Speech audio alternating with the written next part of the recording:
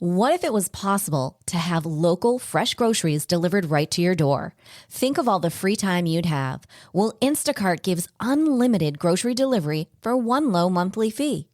Forgot that special ingredient in your favorite dish? Instacart can deliver it to your front door in as fast as 1 hour. You can shop multiple stores, see deals in your area, and save time and money. I've been using Instacart for over 3 years. I started using them in Arizona, and I'm using them here in Florida. I love the time-saving convenience. They pick the freshest products, and they keep my eggs safe too. To receive your first delivery free, follow the link in the show notes so that Instacart knows that we sent you and to help support the show. Instacart. Never step foot in a grocery store again.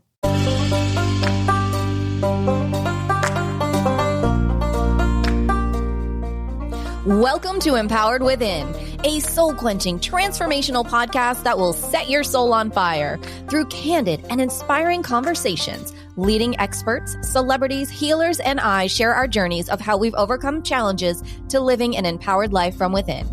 I'm your host, Jennifer Pilates. Welcome to another episode of Empowered Within.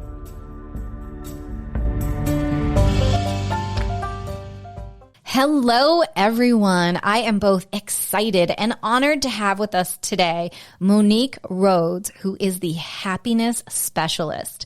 Her life and career have been built on audacity and courage. She turned her life around from being a suicidal 19-year-old to living what can only be described as an extraordinary life. She teaches the path that she took to transform her life to over 100,000 students worldwide every year. Her online programs are also used in over 70 colleges and universities worldwide. Monique has lived in the slums of India and the castles of Switzerland and hails from one of the most magical countries in the world, New Zealand. Welcome to the show, Monique. Hi, Jennifer. It's great to be here. I am so ready to get happy. I'm with you. Let's do it. Let's do it. So let's start from the beginning. Who is Monique Rhodes and how did you become the happiness specialist?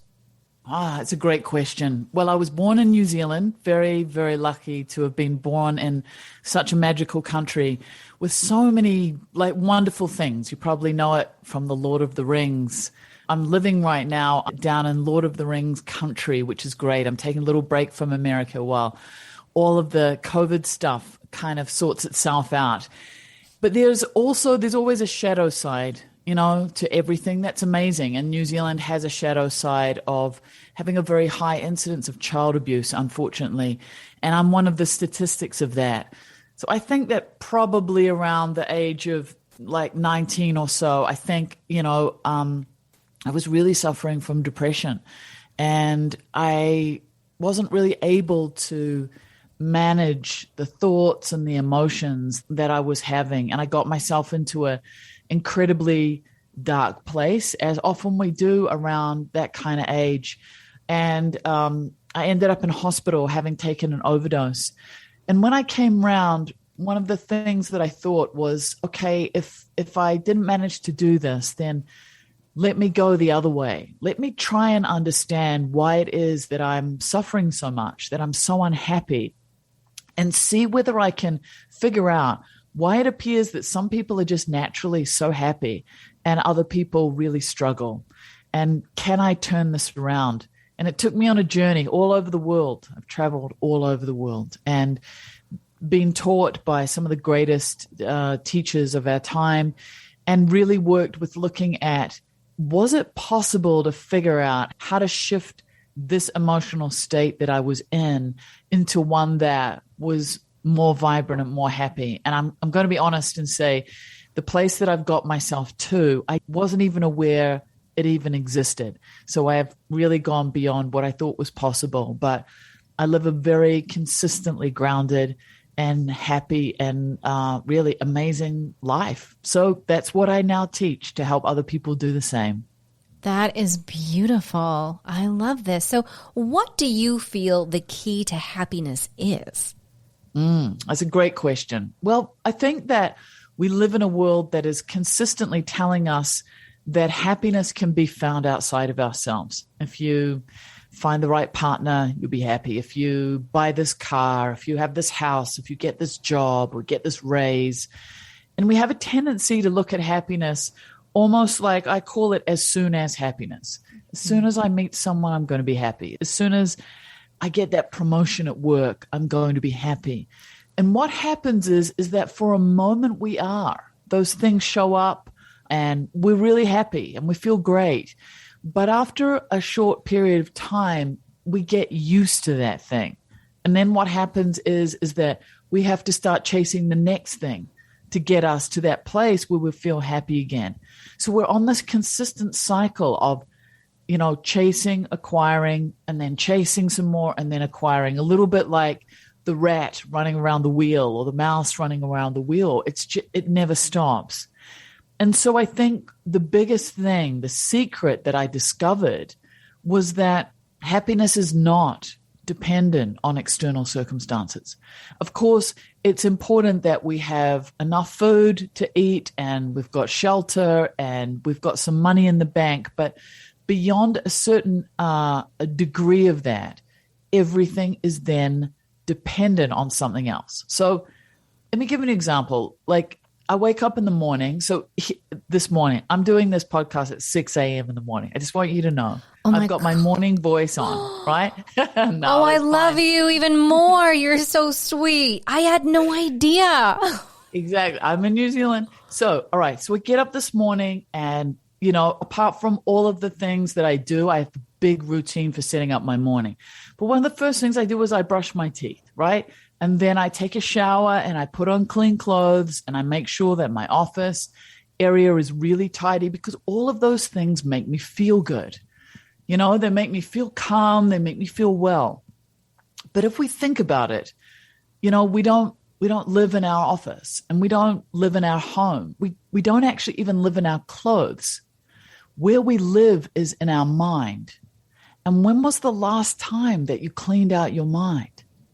Instead, what we do is we fill our mind with so much information on a daily basis, 95% of it, that really is useless to us living a better life, making things work better for us. And what we don't understand is that rather than it being the external circumstances that create our happiness or suffering, it's actually what's going on in our mind. And if we can work with our mind, then we're able to get in control and in charge of our happiness. But instead, what we do is we take care of all of the things outside of ourselves, and we're not aware that it's actually the mind that we need to take care of as well as everything else. And this is why we have, stress, anxiety, and depression levels that are going through the roof even before COVID, because there's a whole economic system that's dependent on us continuing to feel that we're not enough, so we continue to buy products. So our whole culture is set up this way. So it's really important for us to understand that if we can learn to work with our mind, that the mind is the ordering principle of our happiness and our suffering, then we can start to turn our lives around. Such a great statement. So let me ask you this, because I know if I'm thinking this, surely lots of our listeners are. So Monique, how do I clean out my mind? Right. Okay. So the first thing is that you need to start to become aware of what you put into it. So you need to start to become aware of, if I sit on social media for an hour, how do I feel? Mm-hmm. And what information am I putting in there that's helping me? If I look at the news, if I watch the news or read the news online, do my anxiety levels raise afterwards? And how much of that am I consuming? What other things am I consuming? When I walk down the street, there's billboards, there's advertising, people wearing advertising on their clothes. And to start to become aware of the bombardment, and then to start to make conscious choices about what is it that I'm prepared to take in. Maybe I need to start to decrease my time online. Maybe I need to start to decrease my time on social media, the amount of time that I'm reading the news. Maybe actually I give up a lot of those things altogether, or have days that are tech free, or I don't engage with technology at all, and see how I feel. And then after that, one of the most important things is to have a practice to work with your mind. And there is no more powerful practice than meditation. Meditation is the practice to start to calm your mind down, because our minds are, it's almost like we've got these movies running in our minds nonstop that we are completely out of control with. And so what we need to do is learn a technique to actually train and tame our mind, because our minds they're a little bit like it's almost like we wake up in the morning and there's this wild pony outside the door of our mind, and we get on it and it kind of runs in all these different directions, and there's no bridle, there's no saddle. We're holding on for dear life. And then every so often this pony stops for a moment, has a little bit of a food, and then it gets spooked and off it goes again. And that's what most of us live with. We live with a mind that is just racing around, going down all sorts of rabbit holes consistently. But if you can learn to work with your mind and tame it and calm it and train it, it's much more like waking up in the morning. There's a beautiful champion Western horse sitting outside, and you get on it, and there's a bridle and a saddle, and you're in charge of where it goes. You're in charge of it rather than it being in charge of you. And that is why meditation is so powerful, because that's what it teaches. It teaches to calm that mind that is consistently talking to you in your head all day long. It helps you to learn to work with it. And for me, meditation became a superpower. It was the one technique that was the most powerful of everything that I teach. And how do you teach meditation? What does meditation mean to you? Great question. So sometimes we think that meditation is listening to guided relaxation kind of tracks where we go off into a magical place and we feel safe and well. Those are I call them more relaxation techniques. Meditation, as I was taught it, is teaching you how to come back to the present moment. So right now, even as you're listening to me right now, your mind is consistently dancing off into two places that are not the present moment. You are dancing off into thoughts of the future, and you are dancing off into thoughts of the past. Your mind is planning or imagining what's about to happen, and you're also remembering things that have happened. You might be thinking about what you're going to have for dinner tonight or what's going to happen later today. And this is how our mind works. But the reality is, when we think about it, the past is over. Not only does it not exist anymore, but we have a very kind of slanted view of what actually happened. So on some level, the past is an imaginary thing where we have these memories that are based on what our mind processed and what was important to us. And the future has not arrived yet. So the future is just an imagining. And when we look at the stats around it, like 85% of the things that we worry about don't even happen. So we're consistently living in an imaginary future that is also not real. And the only moment that's actually real is the present moment, this moment that you and I are in right now. And so what happens is that our mind also gets exhausted by these thoughts of the past and this planning for the future, and this worrying about the future, anxiety about the future, as it often presents itself as. And if I can teach you how to be more in the present moment, even for 10 minutes a day, if I can get a little bit of you for 10 minutes a day into the habit of practicing being in the present moment, then what happens is that when you go out into the world and you're having a conversation, you suddenly realize that you're actually listening. You're there. Or you're writing an email. You realize, oh, I'm not off in 100 other places while I'm trying to write this email. Because that is what exhausts the mind. The mind is exhausted by running off into all these other places. So I teach you to slowly but surely expand the amount of time that you're able to stay in the present moment, so that actually it creates an unbelievable relief for your mind, which is exhausted by all the places that it goes to. And that is what I believe meditation is, teaching you to be here in the only moment that actually exists, which is right now.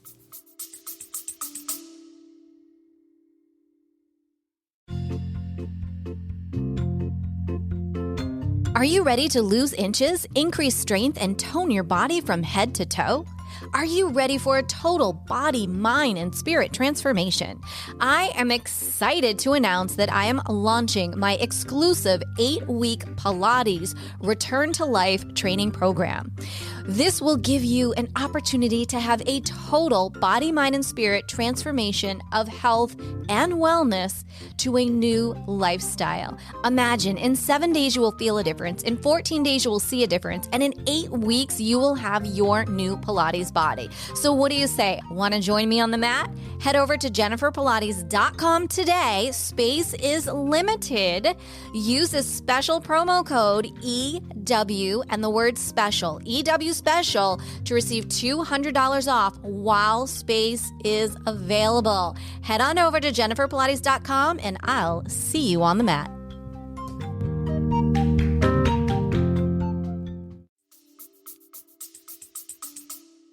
I agree with you. I totally do. Meditation is so important.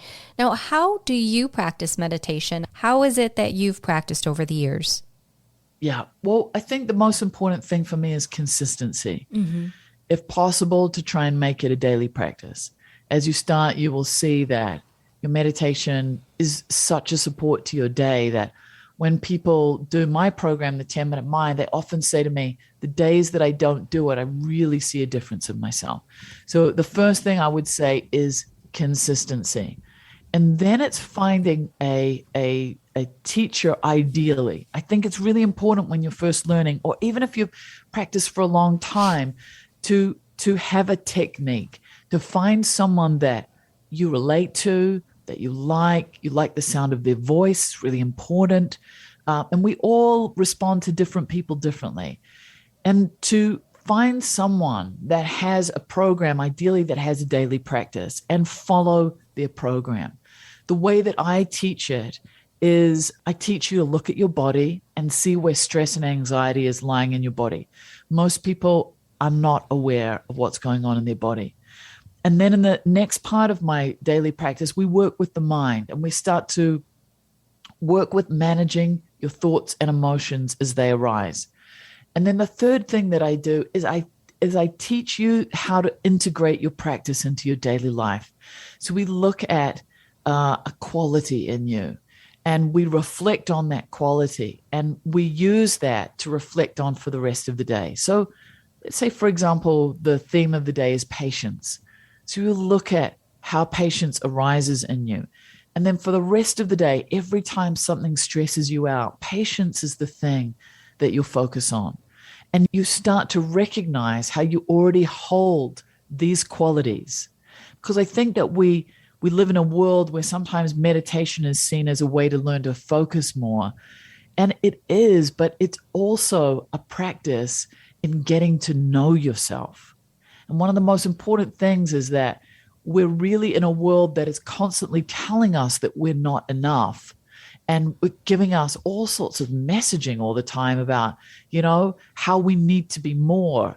And so the final part of my meditation practice is what I do myself every day as well. And it's really reminding us that already we're enough and recognizing the goodness in ourselves and not separating the heart and mind in a meditation practice, because the heart and mind in a true meditation practice are in union with each other. So it's not just about focus. It's about becoming a better and more loving person in the world. I agree with you. It's so important. And I do. I start my day every day with a 10-minute meditation, and it sets me up for a grounded day. Absolutely. It's a game changer. It's a game changer. That's for me to prepare myself. And like you're saying, to get into my body, to my heart, my soul, and to ground, to move forward. And like I was saying, on some lucky days, then I have a midday meditation that I do as well. Whereas I just release and allow my body to flow and let it go. I feel over the years, and I'm wondering if you agree with this, that Society has really believed multitasking. How much can you do at one time? And I have found over the years that it actually is worse for you and can deteriorate your brain. Whereas I've really been focusing on, like you're saying, being present and doing one thing and then moving on to the next. And I feel I'm much more productive than when I'm trying to do 4 things at one time. Definitely. I mean, the whole multitasking thing, unfortunately, has been debunked. It doesn't work. We're led to believe that it does, but it doesn't. And what happens is there's a statistic that says that every time that you move from one task to the next, it takes 15 minutes for your brain to settle into the new task. So you think about that. You go from one thing to the next. Not only is your brain like constantly like, whoa, I'm trying to do this, and now I'm trying to do that. You can never do one thing thoroughly and well. And it also exhausts your brain because your brain is consistently trying to adjust to the next thing. So I'm with you, Jennifer. I'm a big proponent of you do one thing, you complete it, then you go on to the next thing. I agree. And hopefully there's a lot of our listeners out there right now who we just gave them permission to breathe and do one thing today and do it great and be okay with it and be present in that moment. And it's a game changer. So I want to hear about something. In the past years, it seems everyone has been obsessed with becoming Insta famous and Insta like. And you have a great theory as to why wealth, fame, and power won't make you happy. And I'd love to share that with our listeners. Great. Okay. Why won't they make you happy? Because, well, the problem is that if wealth, fame, and power really did make you happy, then all the people who were wealthy, famous, and powerful would be happy. A couple of years ago, I went to Vegas, not a place I would usually go to, but I went for one reason. I wanted to go and see Lady Gaga perform live. And she was doing this kind of acoustic big band show, just incredible, amazing. So we think about someone like Lady Gaga. She's really wealthy. She's really powerful. She's really famous. And one of the things that struck me at her show was that she spoke about the level of sadness and disconnection that was in her. And it was so painful to hear how lonely she was and how difficult life was for her. And it was such a great reminder that all of those things that we're led to believe will make us happy actually don't. In fact, there was a documentary made some years ago by a couple of Australian guys, and they decided to travel around the world and see if they could find the happiest community in the world. They found the happiest community in the world, drum roll, in a slum in Mumbai. And so this really raises the question again of all of the things we're led to believe will make us happy. We think that if we're powerful, we'll have a level of comfort, that we'll be able to get people to do what we want. We think that if we're wealthy, we'll have, comforts that will make our life easier. But we look at the amount of people, celebrities, wealthy people who end up, taking their own lives or becoming drug addicts or alcoholics or really, really suffering from mental illness problems that are not genetic. Like there are things that have developed from lifestyle. And so I think that gives us a really clear indication that wealth and fame and money are not things that are going to make us happy. I would agree with you. I think it's health, your family, who you surround yourself with, and what you can appreciate every day that truly brings that wealth and abundance to your life. Yeah, I think that I think that we live in an interesting society where we don't really look deeply at what wealth and success really are. I think that there's a real imbalance in the way that we are at this particular point in history as human beings, where we've mastered the external world on so many levels. And when I say mastered it, obviously we've got a massive problem with climate change, but I'm talking more about the ability to create things is just phenomenal. And the imbalance is that we have not mastered our internal world at all. And I think that's where the problem lies. I agree 100% with you. It seems that I would say maybe the last 10 to 12 years, our society, our world has become very jaded with what we used to appreciate and what was important and what we looked up to versus what it has turned into, which is, instead of looking up to like the Dalai Lama, which I mean, I of course still look up to, but people are looking up to celebrities and reality stars and sports people, things, again, like you're saying, things really have gotten out of balance. And I do feel like with everything that is going on worldwide, we are in this snow globe that is really being shook. And hopefully things fall into a better alignment for all of us so that we can raise the vibration of our world and become like the community in Mumbai and, really appreciate that the sun is shining today and how beautiful the grass is green because it rained last night. And those little things that I can remember appreciating as a child, now it's like, oh, you just take that for granted. Yeah, but it's really interesting that you say, I feel this has changed in the last 10 to 12 years, because I want to point out that the iPhone was invented in 2007. So I think that for most of us, we've seen a real shift since we have taken these devices into becoming an extension of our own bodies. And I think that the invention of the iPhone, even though the technology on so many levels is super helpful for us, and the internet creates such an ability for us to connect and do things like this podcast right now. At the same time, our lack of mental and emotional maturity to be able to regulate ourselves, as well as big tech companies setting things up so that we don't have a chance of not being addicted to these things, makes it really, really hard for us to have a healthy relationship with something that should be working for us instead of us working for it. I agree with you 100%. I was just talking with someone the other day and I said, remember the days where you would go and do your work on your computer and then you would walk away? Well, it's like I can be driving down the street at a red light and be doing work on my phone. And that's not okay. And I recognized that the other day. I'm like, remember when like you would drive down the street and you'd stop at a red light and someone actually waved? You know what I mean? Yeah. Like someone would like smile. I can remember like years ago, guys would try to like hit on you at a red light. People don't even know if you're in a car next to them in a red light nowadays. It's wild. It's wild. I have very strict boundaries around all of this, not only with myself, but also with my staff. So my staff are not allowed to communicate or open emails unless there's something really urgent going on outside of their working hours. They're not allowed to engage with work at all. And it's the same for me. Unless there's something urgent, I don't have email on my phone.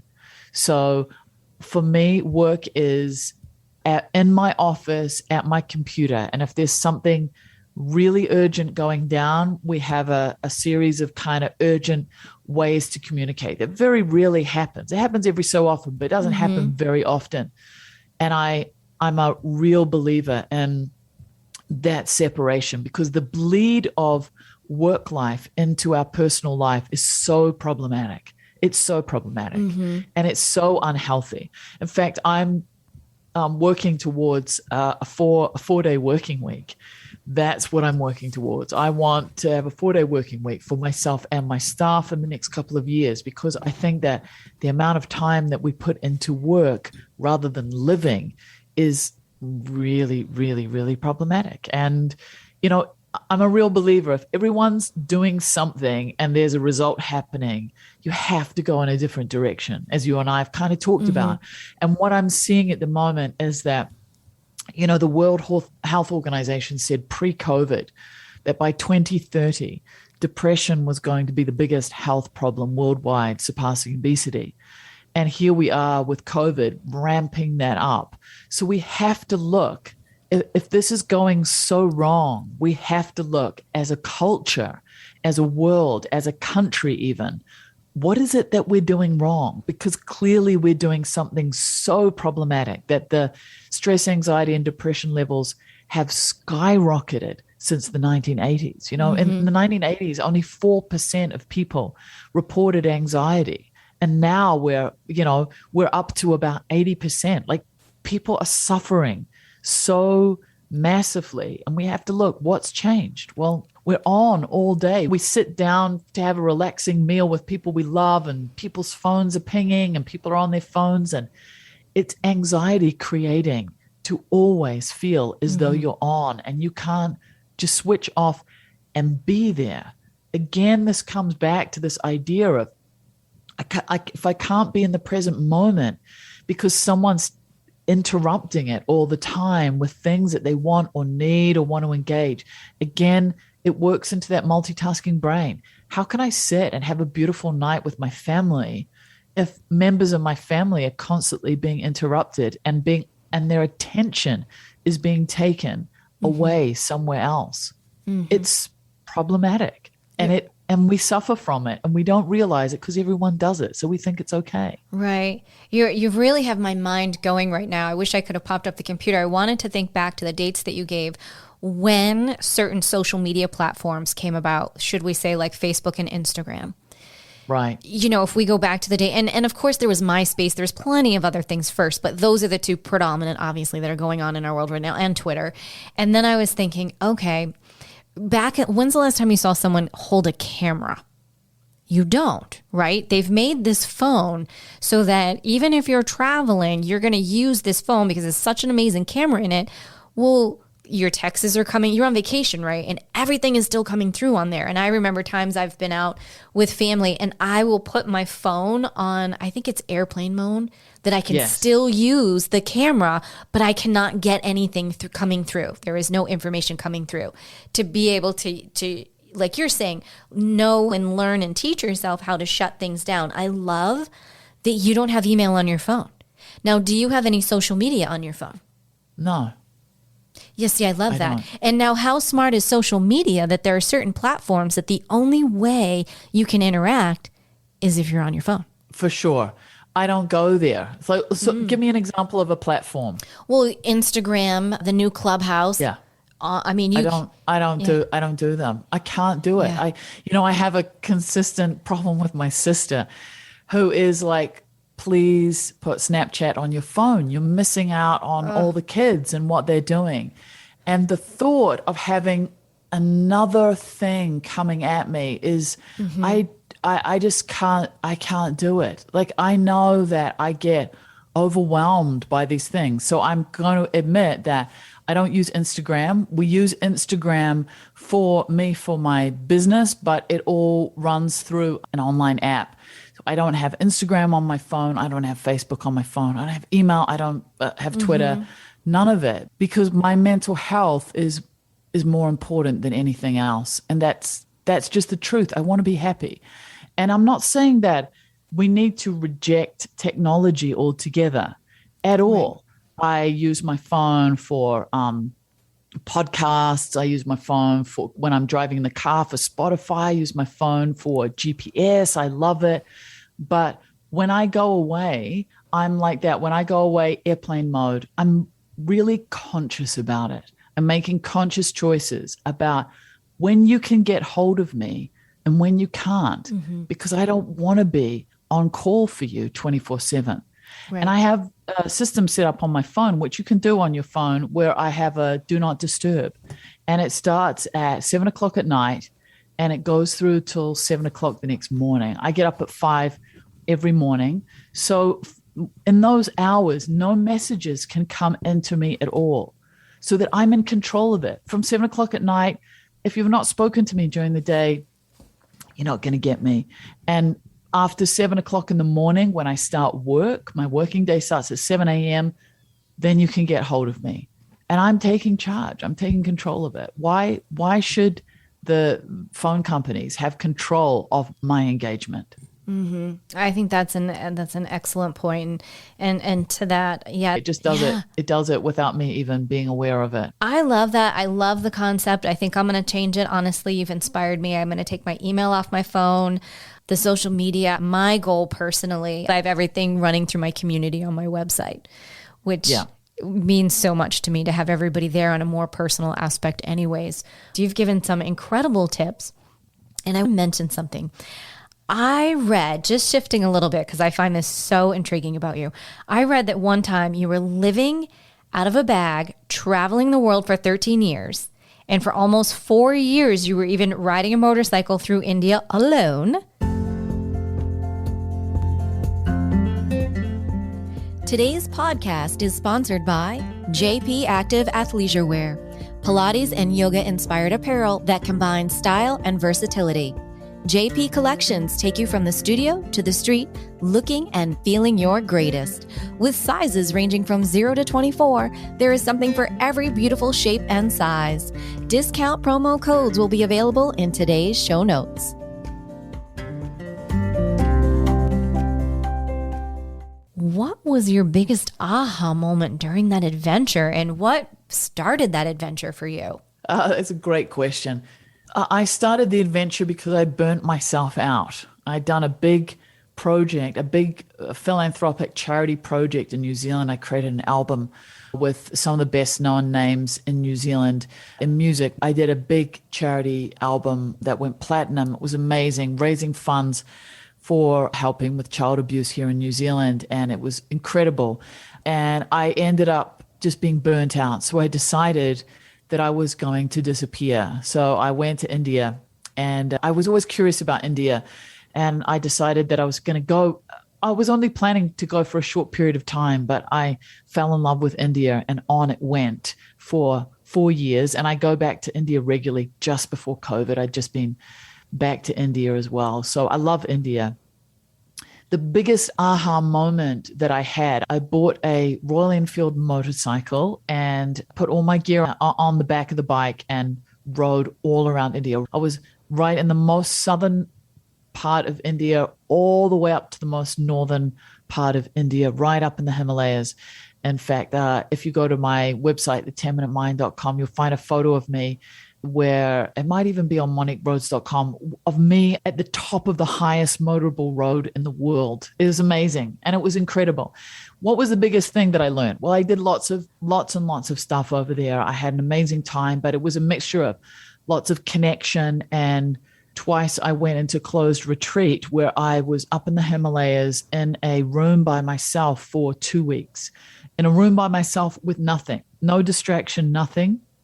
Someone would come to my door and put food outside of my door. And it was a time for me to deeply practice working with my mind. And what I discovered all through that trip, all through that time, was literally wherever I go, there I am. That was the truth. And it didn't matter where I went. The things that were still wonderful about me would come, and the things that were problematic in me would come, and they would show up endlessly, no matter what, the best parts of me and the parts of me that I needed to work on. And it gave me a deep motivation to continue to work with my mind and work with the bits and pieces that I needed and continue to do to work with. And it made me see that there was no ability to get away from yourself. So the most important thing that you could do is really work with yourself. How challenging was that to be alone in a room? So you did this 2 separate times for 2 weeks. Yes. It's interesting. Of course, it was challenging. There's no question about it. I'm not going to pretend it's not. But I've been studying meditation for 20 years, so I knew what I was doing. Okay. I was prepared for it. It was challenging on some levels because you get to a point where you're like, all right, I'm ready. I'm ready to go. And of course, things come up in yourself. You think of things that you've not thought about for years and that kind of thing. So thoughts come up, emotions come up. But I think the most incredible thing about it was the slowing down each time. And I think that the first time I did it, the most profound experience was that I would get to a point a few days in, and the relief in my whole being that I had nowhere to go and nothing to do was extraordinary. There was no one that was going to message me. There was no work that I had to have achieved. I just had to be there, and I got to be there for 2 weeks with no one asking anything of me and me not asking anything of myself except to be in the experience. it's almost like, as I tell you this, my hand goes to my like solar plexus, because I feel like there was a deep relief in my whole being that I'd never experienced in my life. And I think that we live in a world, particularly now, where maybe when I was a kid, you know, we would go on school holidays and it felt really fun. It was really fun because you got a break, but your parents still wanted you to do things and there were still obligations. But it felt a little bit like that, but like 10 times that. And I don't think that, you know, we really give ourselves permission for that. I have a client of mine who's a CEO of a company, and she's just a powerhouse. And one of the things that I'm getting her to work on at the moment is once a month to take a day, a Sunday she does it on, where she doesn't plan anything. And it's so challenging for her and also profoundly powerful for her to do, to take a day. I'm going to take a day. And I do that with myself very regularly. You know, like this Sunday is coming up soon. I've got nothing planned. I'm just going to take the Sunday. I might wake up and I might read a book all day. I might go out walking. I might take my bike out and ride. I might go skiing. We're in Windsor here at the moment. But I have no plan. And I don't think we allow ourselves that. We think that we have to keep going and be on, and to a point where it's so addictive, we don't know how not to be doing that. And actually all we're really doing is running from ourselves. Right. I know over the years it's become this thing of, and I caught myself the other day of going through what I had done that day. Well, I was productive today. I did da da da da da da. And I was like, but it's not about being productive. It's about living and enjoying your day, and yes, getting done what you need to get done, but you don't have to be productive every moment to be fulfilled. And you don't have to be productive every moment to be enough. Because I think that's the fear. If I'm not busy, if I'm not working hard, I'm not going to be enough. And I think the fear of not being enough is a massive driver. Not being enough, not having enough is a massive driver in our world. I have to seem busy because people will think I'm lazy. Right. I can't take the day off. What do you mean you're telling me to take the day off and have nothing planned? Because we're caught in a cycle of production, and the cycle of production is powerful for businesses and companies to keep us consuming and keep us working for them, which is why, you know, hopefully my team love working for me, because it's not something that I want them to be doing. And I also understand that I'm going to get the best results out of my team if they're rested and they're living and they take holidays and they have a life. And that's the reality. Right. That happiness will spread and bubble over in, and then you have a beautiful integrated life, of work and life. Because there is no balancing. There is no balancing. There is an integration that can transpire, and it can be beautiful, and it does take work. But it can be done. And did you see research lately? There was a country that did this. They implemented the 4-day work week, and they said it was nothing but positive reviews for it. How wonderful it's always been. And I've always had in my mind, my goal has always been to work Tuesday, Wednesday, Thursday. And then half a Monday, and half a Friday. So Monday afternoon and Friday morning. So then it's almost like you have a 3-day. You feel like you have 3 days off. No, I will be honest, I have yet to fully accomplish that. But every week I try harder and harder to get there. Yeah, there's a lot been written about it. It's actually a company in New Zealand that's done it. And they've done an awful lot of research around it. And they've found it to be really powerful. Like the staff are happier. The staff are more well. The staff are more productive. They're doing the amount of work that they were doing in 5 days and 4 days. And it's a win-win. And I'm kind of at the stage at the moment of managing to get one Friday off a month. I'm aiming for that at the moment, and I just love it. I really, really, really love it. And I'm just at the moment, all of my scheduling is that Fridays are free if possible, and I've got no meetings or anything. So if I have the ability to take it off, I will. And I'm in the beginning stages of moving towards it. Oh, I love this. I can't wait to hear how this works for you. I think this is a great new direction that you and I are really trying to head in, and maybe we'll be the pioneers of this for everyone, to give people permission, like you're saying, you are enough. And it's about being in your flow and what feels good. I had a discussion with a business tycoon yesterday, and he was all about the hustle. And I said, yes, I was there 20 years ago. I hustled. I know better now. I align and I flow. And he melted. He melted down. We were in the Clubhouse stage together, because here I am saying this in front of all these entrepreneurs, and he lost his mind and was like, well, that can't possibly be true. And I said, I actually do better financially now than I ever did when I was hustling 20 years ago.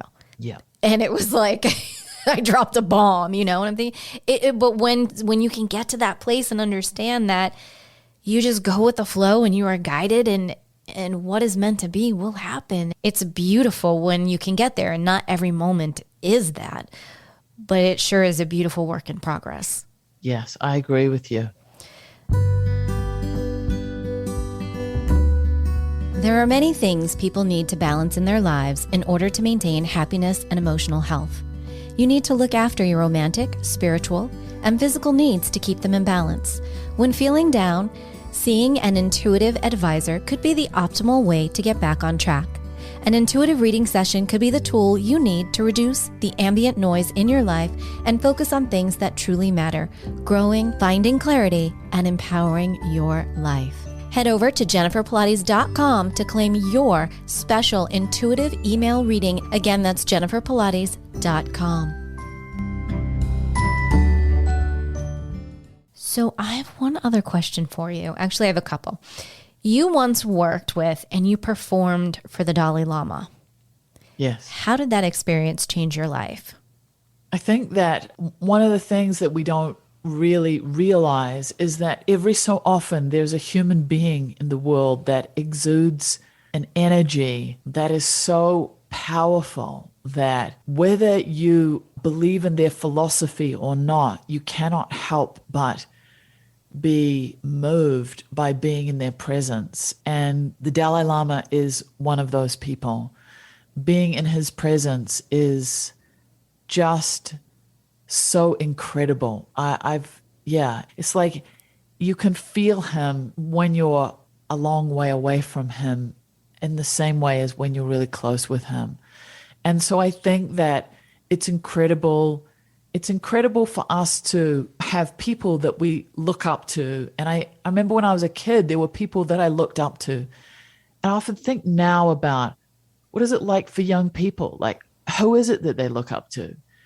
And there's a kind of thing where they're, looking up to Instagram stars who are just pimping products. That's all they're doing. They're not doing anything magical. They're just pimping new products. They work for corporations. And I think to remember that it's so powerful to have people that we look up to, that we want to aspire to be more like.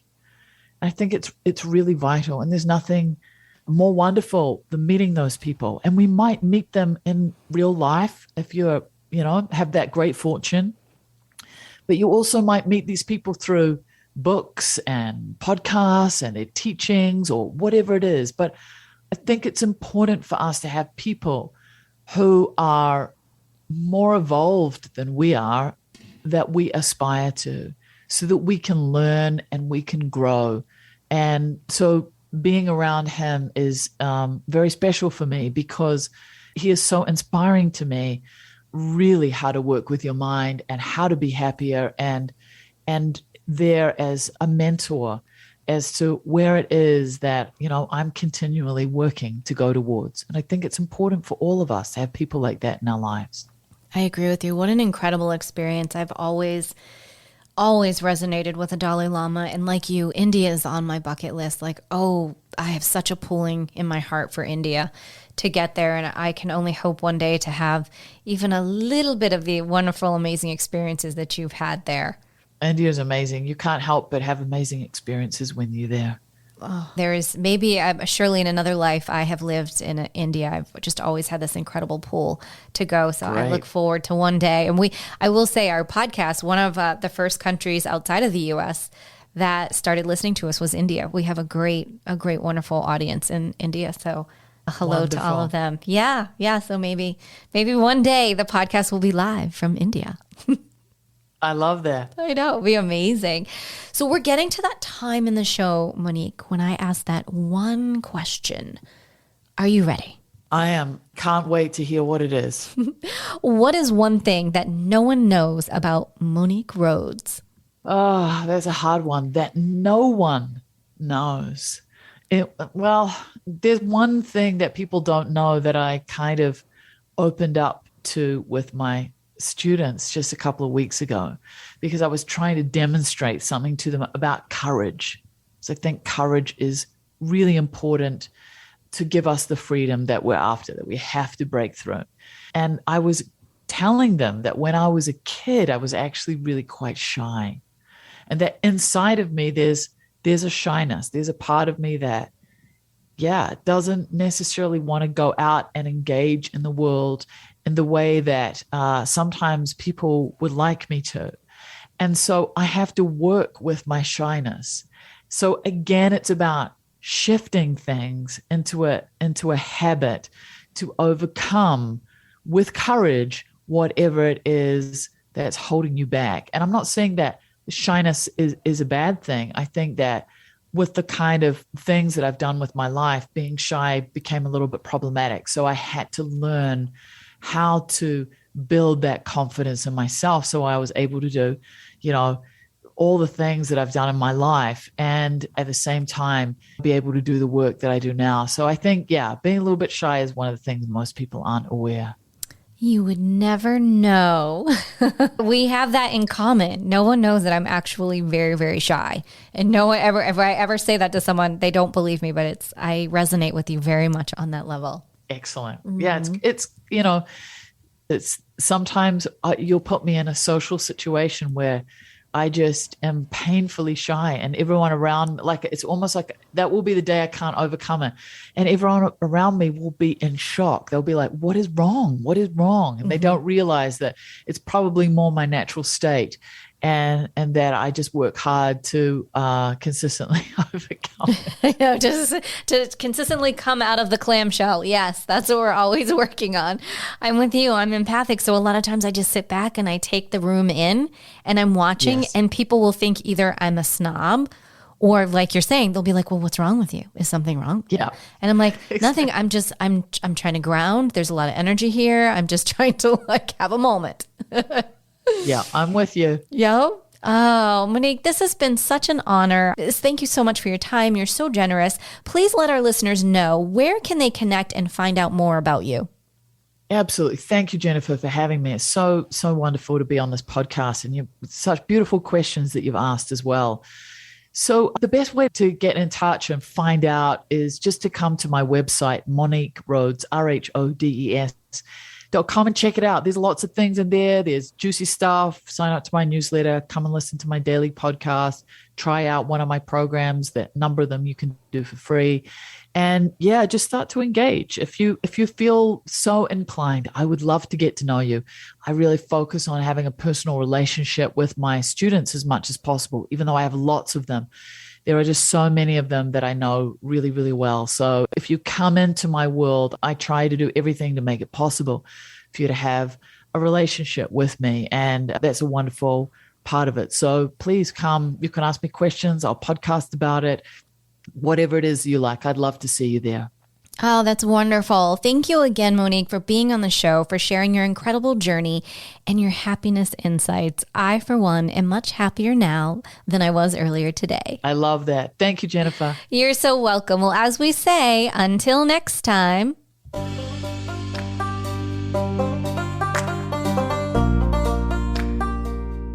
Thank you so much for tuning in to another episode. Please remember to rate, review, and subscribe to Empowered Within with Jennifer Pilates. Your feedback is important. It helps me to connect with you and gives me insight into who you are and what you're enjoying about the show. For today's show notes and discount codes from today's sponsors, head over to jenniferpilates.com. Until next time, may you live an empowered life from within.